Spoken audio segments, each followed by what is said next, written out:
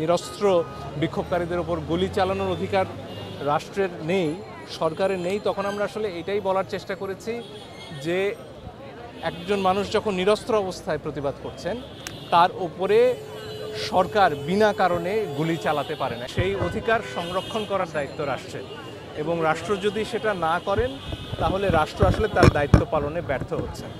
আমরা আদালতে যখন গিয়েছি, যখন আমরা বলেছি যে এই ব্যাপারটাই আমরা ঘুরে ফিরে বলার চেষ্টা করছি, এবং বিশেষত যে জিনিসটা আমরা বলেছি যে 6 জন সমন্বয়ক এই বৈষম্য বিরোধী ছাত্র আন্দোলনের, তাদেরকে যেভাবে নিয়ে আটকে রাখা হয়েছে এটার কোনো বিধান আসলে আইনে নেই। কাউকে যদি পুলিশ গ্রেফতার করে তাকে 24 ঘন্টার মধ্যে আদালতে উপস্থাপন করতে হয়, আপনারা সবাই জানেন। এখন তাদেরকে গ্রেফতারও দেখানো হচ্ছে না, বলা হচ্ছে তারা নাকি নিজেদের নিরাপত্তার প্রয়োজন। রাষ্ট্রপক্ষ আজকে যেটা বললেন যে তারা মনে করেছেন তারা নিরাপদ থাকতে চান, এই জন্য তারা ডিবি অফিসে গিয়েছেন। এখন ধরুন আপনি বা আমি অনিরাপদ বোধ করছি, আমরা কি কোনো কারণে ডিবি অফিসে গিয়ে আশ্রয় খুঁজবো?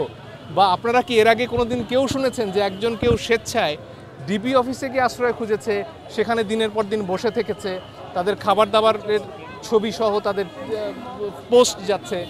আমি অন্তত ব্যক্তিগতভাবে শুনিনি। আমরা যারা আইনজীবীরা এই লড়াইয়ে আছি, আদালতে আমরা যারা কথা বলছি, সেখানে আইনুন নাহার রয়েছেন, ব্যারিস্টার সারা হোসেন রয়েছেন, অনিকার হক রয়েছেন, জেরাই খান পান্না স্যার রয়েছেন, তোবারক হোসেন স্যার রয়েছেন, আমরা কেউই আসলে এমন দেখিনি যে কেউ নিরাপত্তার জন্য আসলে ডিবি অফিসে গিয়ে বসে থাকে।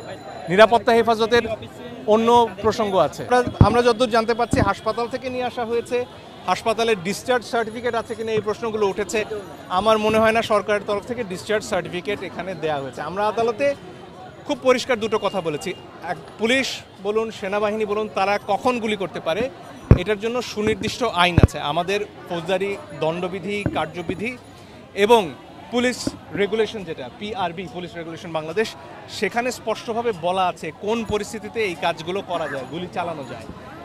এখন পর্যন্ত যেসব ক্ষেত্রে আমরা ঘটনাগুলো দেখেছি, সেখানে আবু সাইদ বুক চিতিয়ে দাঁড়িয়ে থাকা অবস্থায় তাকে যেভাবে গুলি করা হয়েছে, কিংবা সর্বশেষ যে ভিডিও আমরা দেখছি যেখানে একজন সাধারণ মানুষ যিনি একটা নির্মাণাধীন ভবনের কিনারে বাইরে ঝুলে রয়েছেন, ওই অবস্থায় আক্রমণ করা তো অনেক দূরের কথা, তার জীবন বাঁচাতে তার আসলে সর্বশক্তি দিয়ে ওখানে টিকে থাকতে হচ্ছে, সেই অবস্থায় তাকে গুলি করা হয়েছে। আমরা আদালতে বলেছি যে আসলে এটা যদি যুদ্ধক্ষেত্রেও হতো, ওই ব্যক্তি তারা যদি এর আগে অস্ত্র নিয়ে লড়াইও করতেন এবং ওই একটা অবস্থায় পৌঁছাতেন যেখানে তার হাতে অস্ত্র নাই, তখনও তার উপরে গুলি চালানো জেনেভা কনভেনশনের বিরোধী।